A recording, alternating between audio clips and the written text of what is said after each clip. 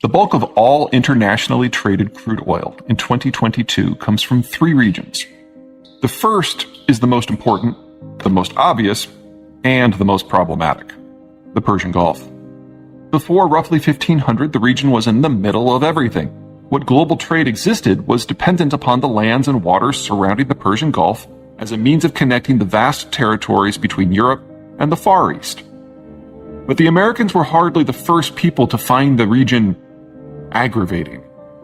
In large part, the very existence of the deepwater technologies owes itself to European attempts to avoid the Middle East altogether. From the time the Portuguese were able to shoot their way into India in the early 1500s, the need to pass through or stop in the region more or less evaporated, and the entirety of the Middle East from Egypt to Persia more or less slid into strategic irrelevance. Oil changed things. The monetization of the old Zoroastrian lands made Persia matter enough to trigger British imperial attention, with the status of Persia becoming integral to war efforts in 1939 to 45. The real explosion of activity happened later, with the discovery and exploitation of oil deposits throughout territory that now comprises not just southwestern Iran, but also Iraq, Kuwait, Saudi Arabia, Bahrain, Qatar, the United Arab Emirates, and Oman. While evolutions and manipulations, both market and military, have varied these players' individual output widely over the years, their collective output has been a fairly reliable 20 million barrels a day for the past 7 decades. As of 2021, that 20 million barrels is roughly 1/5 of global supplies and 1/2 of internationally traded crude. These 8 countries have 2 things in common. First, they are technologically incompetent, or, at the very best, criminally lazy. Their educational systems are sad jokes, and local citizens lucky enough to gain technical degrees out of region tend not to return. The locals' incompetence is hardly limited to the energy sector. These countries, as a matter of course, import millions of foreign workers to handle everything from their power systems to building construction to civic infrastructure.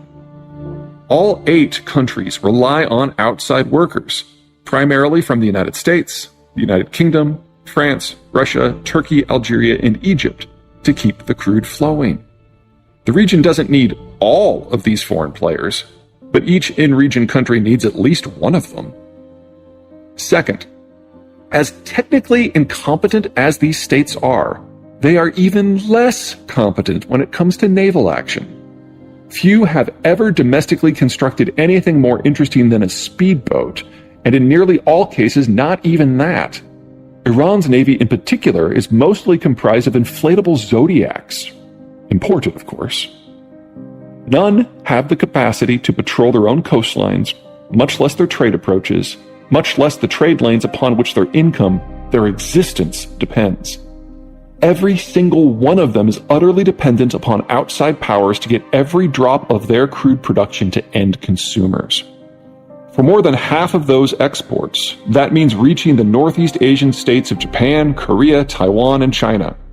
For half of the remainder, it means reaching Europe or North America. The order may not have been possible without these countries' oil, but neither would these countries have been possible without the strategic overwatch of the order. The second major zone of oil production is the former Soviet space. While this region's politics and geopolitics are, if anything, louder and messier and heftier than the Persian Gulf's, the calculus of the region's oil is far simpler. The Soviet Union was a massive producer of the black stuff, but the vast majority of that output was consumed within the Soviet Empire. Things only started to get internationally interesting when the Soviet Union collapsed. Soviet industry collapsed along with it, while all the old Soviet satellites in Central Europe broke away. With Russian internal demand failing, and other former Soviet imperial demand now on the other side of international borders, the Russians had scads of spare oil output that needed to find new homes. In the first wave of post-Soviet exports, the Russians focused not simply on what they knew, but on what their infrastructure would allow. Piped exports to their former satellites, one of which was now a constituent part of a reunited Germany.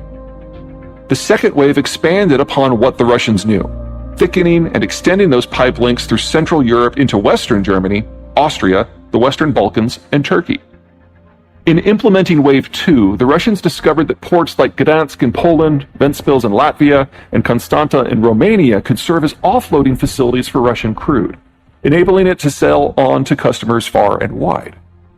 Phase 3 was about linking up and building out Russia's own ports to serve the same purpose.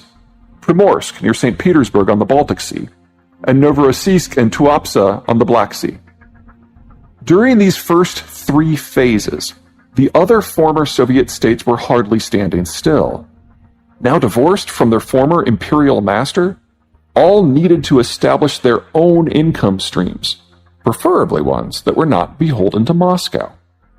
Azerbaijan and Kazakhstan both courted any and all foreign investors, with BP and Exxon proving the most interested. The foreigners executed some of the most complex seismic, drilling, processing, and infrastructure programs the energy world has ever seen, and began shipping crude out via whatever route proved possible.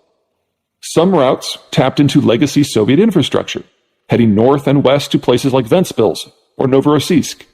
But as time ticked by, the flows were increasingly concentrated into a single pipe corridor that began at Baku, Azerbaijan, and ended at a supertanker port in the Mediterranean city of Ceyhan, Turkey. What all these options have in common is that they all flow in the general direction of Eurasia's European extremities. And since Europe was peaking demographically, there was little reason to expect European oil demand to increase ever again. Sure, the Russians were filling a larger and larger slice of that demand, but market saturation was decreasing their pricing power. The Russians hated that. So in the 4th phase, the Russians started the long, expensive process of routing fresh pipe infrastructure east to the Pacific. Problems relating to permafrost and mountains and distance abound, but if there's one thing that can be said for the Russians, they are never intimidated by size. As of 2021, there were 2 main lines in operation. A very long, very expensive, very economically questionable pipe that stretches from western Siberia to the Russian port of Nakodka on the Sea of Japan, and a far shorter spur line that delivers crude direct to the old Chinese refining hub of Daqing. Add it all up, and you're talking about 15 million barrels per day of former Soviet oil. Fully 11 million barrels per day of which originates within Russia's border, of which slightly over half is exported.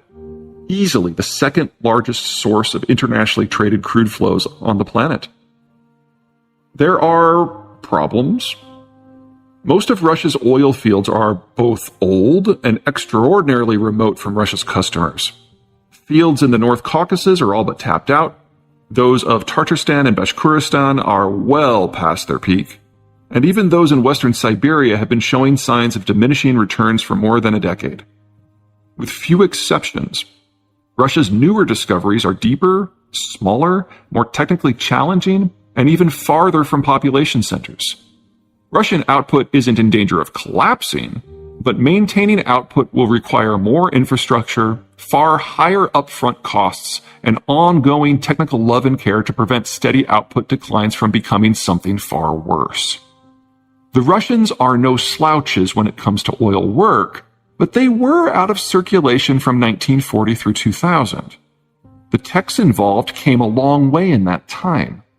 Foreigners, most notably supermajor BP and services firms Halliburton and Schlumberger, are responsible for half-ish of contemporary Russia's output. Any broad-scale removal of Western firms from the mix would have catastrophic impacts upon oil production throughout the entire former Soviet space. The Ukraine war is stress-testing that theory. For their part, the Azerbaijani and Kazakh projects are far and away the world's most technically exacting. Think Kashagan.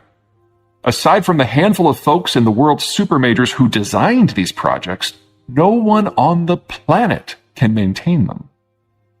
Then there's the issue of export routes. All of the broader region's oil flows first travel by pipe, in some cases for literally thousands of miles, before they reach either a customer or a discharge port. Pipes can't dodge. Anything that impedes a single inch of pipe shuts the whole thing down. In the order, that's fine and dandy. Post-order? Not so much. About half the flows terminate in end users like Germany, while the other half must be loaded on tankers for sale. That's where things get extra dicey. In the Pacific, the Nakodka port sits smack in the middle of the Japanese, Chinese, and Korean spheres of influence. Any meaningful conflict involving any of the three, and Nakodka either becomes occupied or a crater. Or, more likely, occupied and then a crater. Out to the west, exports via the Black Sea ports of Novorossiysk and Tuapse are fully dependent upon sales through downtown Istanbul, so any hiccup in relations with the Turks kills a couple million barrels of daily flows. Farther north, anything out of Primorsk has to sail the Baltic Sea and the Skagerrak Strait, sailing by no fewer than 7 navally over-capable to their size countries that tend to nurse pathological fears and hatreds toward all things Russian, in addition to Germany, in addition to the United Kingdom. Even if that were not enough, there's one more complicating factor. Siberia, despite getting cold enough to literally freeze your nose off in October, doesn't get cold enough. Most Russian oil production is in the permafrost, and for most of the summer, the permafrost is inaccessible because its top layer melts into a messy, horizon-spanning swamp. Tapping oil here requires waiting for the land to freeze, building dike roads across the wasteland, and drilling in the Siberian winter. Should something happen to consumption of Russian crude, flows back up through the literally thousands of miles of pipes right to the drill site. Should exports fail, whether due to a war far away, a war on Russia, or a war by Russia, there is but one mitigation: shut it all down. Turning production back on would require manually checking everything, all the way from the well to the border,